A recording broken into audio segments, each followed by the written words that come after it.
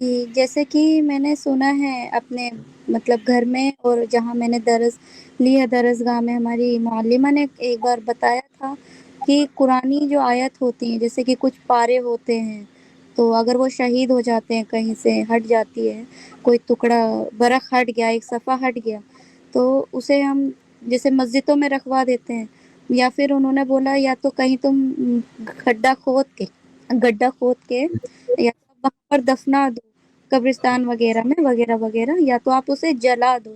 تو کیا یہ صحیح ہے؟ وضاحت فرمائیں۔ دیکھیے دو کئی چیزیں آپ نے کی. پہلا لفظ ہے اس کو شہید سے تعبیر کرنا، تو یہ ایسے لفظ ہے، قرآن اللہ کا کلام و شہید کیسے ہو سکتا ہے نا؟ اللہ کا کلام کہیں بھی کسی صورت میں کیا ہے؟ اللہ کا کلام ہے، تو شہید کا لفظ یہ درست نہیں ہے نا؟ اور جی کہنا دوسری چیز یہ ہے کہ حفاظت جو ہے قبرستان میں قرآن کی بے حرمتی ہوگی. کیوں؟ اس لیے نہیں کہ مردے ناپاک ہوتے ہیں.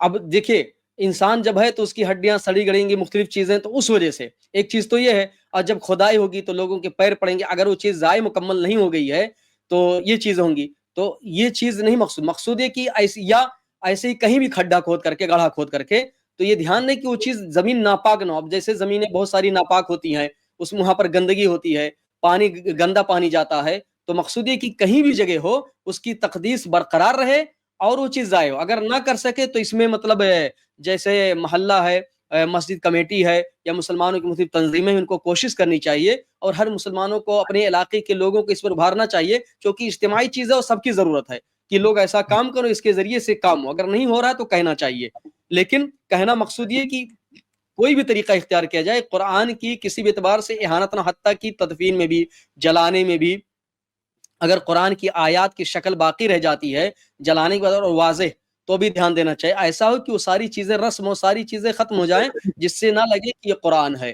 یا ایسی جگہ رکھ دیا جائے کہ پھر وہاں کھدائی نہ زمین میں، اگر ایسی جگہ ہم نے دفن کر دیا، ڈال دیا کہ جہاں کھدائی قریب میں ہوگی یا گندا پانی وہاں پہنچے گا، ہم کو معلوم ہے بہت ساری چیزیں، تو ان سب چیزوں کا لحاظ رکھنا چاہیے. مقصود یہی ہے کہ قرآن کی عزت اور اس کا احترام باقی رہے، اللہ کا کلام ہے، بے حرمتی نہ ہو. جی